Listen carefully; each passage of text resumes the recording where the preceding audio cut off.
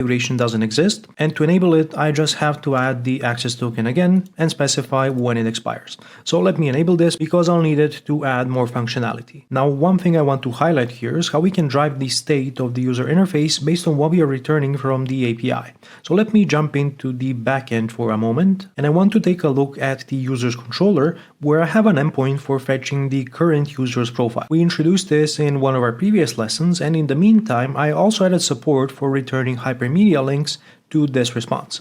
Now you can see that right here I'm not returning any links, but I can call the create links for user method, which exists at the bottom of this controller and is going to introduce the self-referencing link, but also a link for updating the user's profile. So here is the new endpoint. It's me/profile. It's a put endpoint, and it accepts a simple DTO that allows me to update the user's name. So this time, if I start the application and I navigate to the user interface again, and I open up the user's profile, you will notice one slight difference. There is a pencil icon here, which I can click to update this user's name. And this uses Hypermedia behind the scenes to figure out if it should display this component or not. You can see that it wasn't visible in our previous example, and it also uses the specific link to know where to send this put request. So if I click save, this is going to save the new name, which is going to be displayed on the user interface. If I open up the profile component, which is responsible for rendering the screen we were just looking at, I want to show you what's happening inside when it comes to using Hypermedia to drive the application state. Here's the part that's responsible for rendering the pencil icon, which is going to trigger the editing form. And we're only rendering this if can update profile is set to true.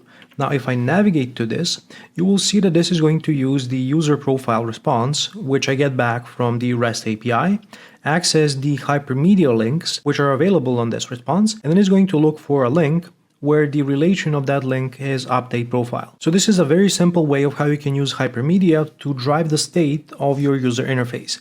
If I want to disable editing user profiles, all I have to do now is simply remove this link from the Hypermedia response, and now it won't be available on the user interface. Now you can imagine how you can drive this with some feature flags on the backend, where if the feature flag is turned on or off, you automatically include or don't include the respective Hypermedia link. This will allow you to control application behavior completely dynamically at runtime without having to redeploy your REST API or even your client application. All you do is just turn on or off a feature flag. Also, if we take a look at the submit function, which is going to trigger when I click save on the simple update form, it's going to try to find the update link in the Hypermedia links of the user profile, and then it's going to use this update link when calling the API. If I navigate to the definition of this method, you'll see that it's depending on the link to figure out where to send the API request by specifying the href and also which method it should use for this API request. The only thing that this doesn't communicate is how to set up the request body. This is something that you will have to learn from the API documentation. But nonetheless, this is a very simple demonstration of how you can integrate Hypermedia into your client applications. You will find examples of this in all of the other components that I've built inside of the application's code. Now, one more remark when it comes to the client application, and this is just me being fully transparent. My primary role is as a backend developer. I'm familiar with building client applications, but it's not my specialty. So to build this application, I used an AI-powered coding tool called Cursor. I talked about it in some of my YouTube videos, and you're welcome to head over to my channel if you want to learn more. Regardless, I spent a lot of time reviewing the code that I was adding to this application and also testing the functionality and making sure that everything works as expected. But if you see any implementation details that aren't the most optimal choices, this isn't me being ignorant, it's only because I'm not an expert in front-end development. Now there is one more thing that I want to highlight here, and it's how the client application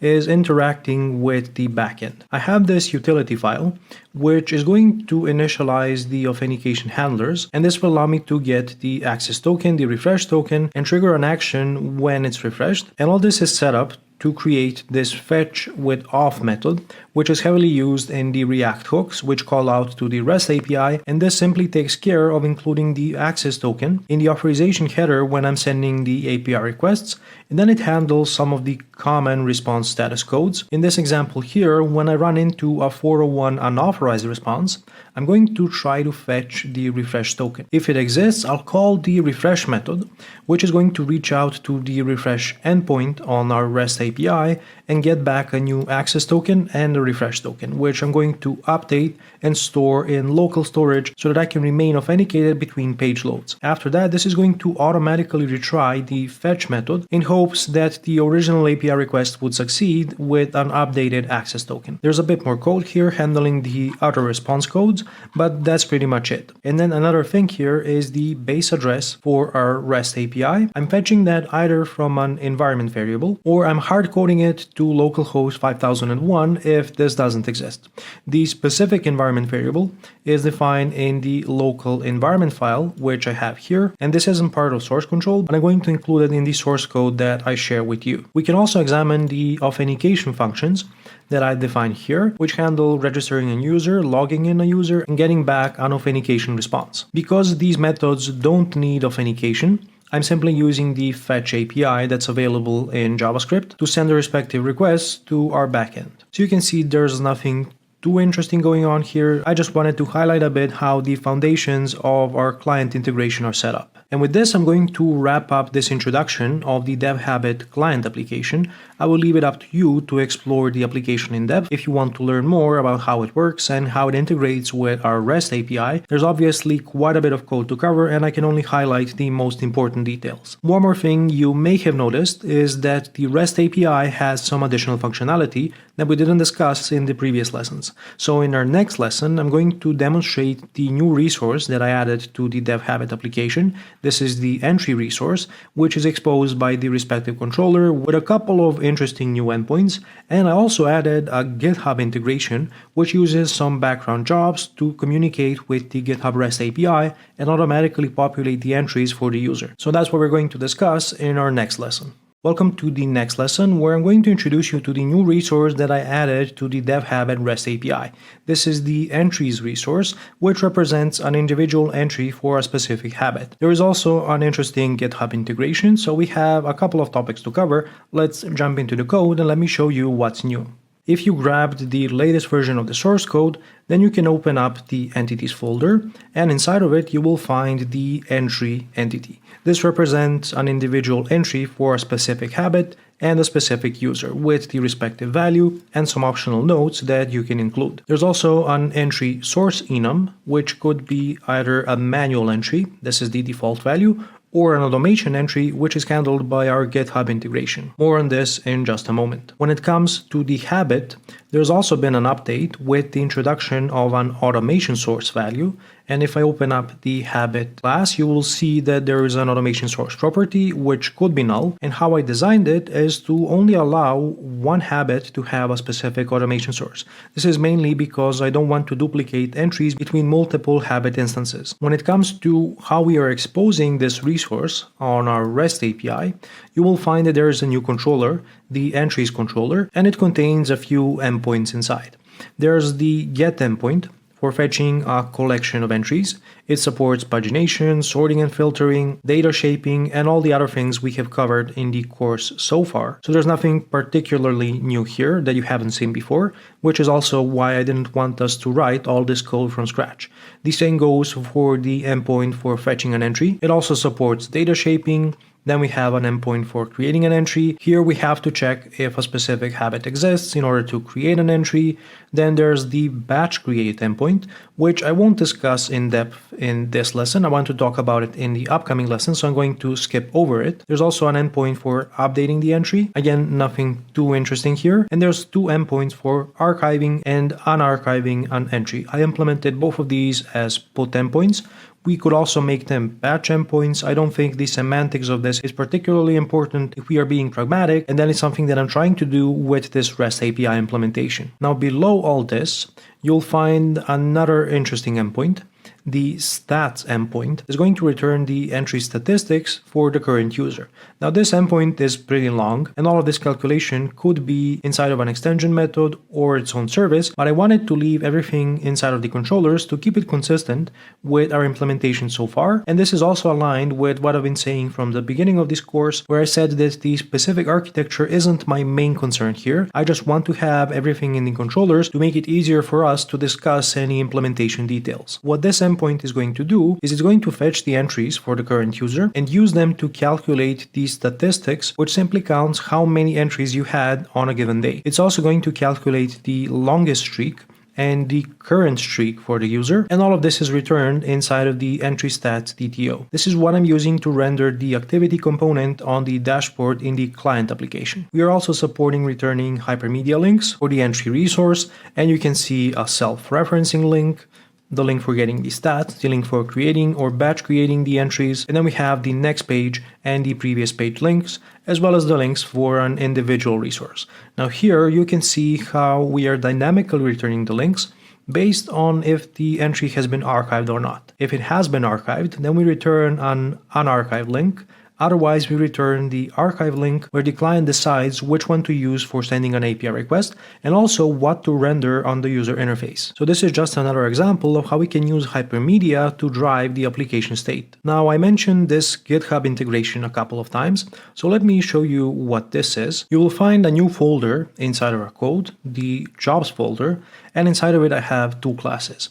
There's the GitHub automation scheduler job, which I implemented using Quartz, which is running in memory.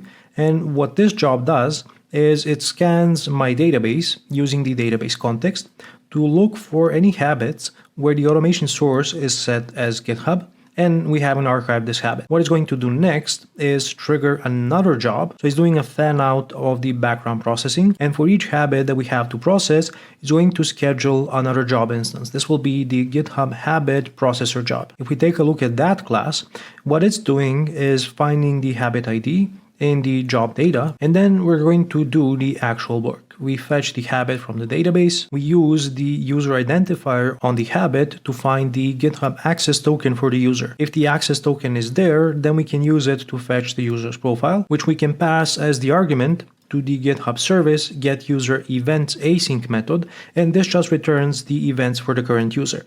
Now this endpoint supports pagination, so in this implementation I'm fetching the first 10 pages of events. Now we have to keep in mind that the GitHub REST API supports rate limiting, so I don't want to run this job too frequently, which means that the state of the client application might be stale when it comes to the automatic entries. So what happens after I get the events for the current user? I add them all to a list. From this list I filter out just the push event. This is the only thing that I want to track.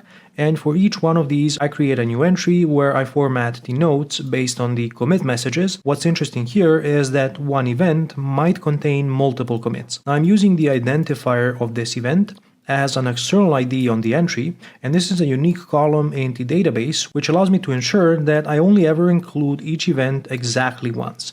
I have a check before trying to insert the entry, which checks if this value exists, and if it does, I'm going to skip over it and proceed to the next event. Finally, I just call save changes, and again keep in mind that all of this processing is done for one habit which belongs to one user. So this is just a way of distributing the work and having the original automation job, the GitHub automation scheduler job, not be overloaded if we have a lot of users and a lot of habits to cover. As far as how this is configured, I installed the Quartz extensions hosting library, and I'm setting up the code that's required inside of the add background jobs method. Here I'm adding the Quartz services, configuring our initial job, and setting up the trigger. I can configure how often this job will run from the application settings. By default, it's going to run every 15 minutes.